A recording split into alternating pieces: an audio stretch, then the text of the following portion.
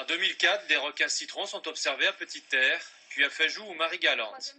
Vu l'importance de juvéniles présents dans ce lagon, une étude sur l'abondance et la répartition du requin citron a débuté il y a 6 mois. Objectif de la mission Petite-Terre, établir des méthodes de capture, de manipulation et d'observation. Et on a pu prendre différentes mesures. On a pris la taille, on a pris le poids, on a vérifié si c'était un mâle ou une femelle. Ensuite, on a pris des échantillons donc ADN pour vérifier s'il y a des relations entre les individus du site, mais aussi entre les individus qu'on peut trouver sur d'autres sites de Guadeloupe, ou même avec les Bahamas ou le Brésil, où les individus ont déjà été étudiés dans ces sites-là. Une identification minutieuse est réalisée en fonction des traces ou taches présentes sur la peau.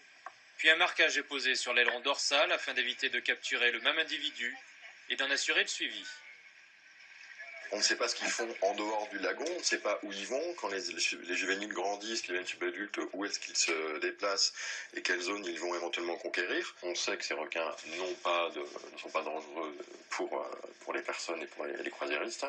On sait aussi qu'il ne faut quand même pas non plus trop les embêter, ce sont quand même des animaux sauvages, il faut bien que les gens restent ça en tête. Pas parce qu'on les voit dans l'eau et qu'ils sont de petite taille que ça reste, ce n'est absolument pas des animaux domestiques. Les requins sont présents, on entend peu parler en Guadeloupe. On les voit peu, mais en même temps, on les cherche peu. Et pourtant, ils sont présents. On a des espèces similaires à la Réunion, avec du bulldog, du requin-tigre. Pas en même quantité, mais je pense que c'est quelque chose à débroussailler en Guadeloupe. Ouais. C'est un terrain très intéressant. Le mois prochain, Océane présentera son rapport de stage à l'UAG. Il permettra de quantifier les requins observés et d'avoir une idée plus précise de leur fonctionnement sur Petite-Terre.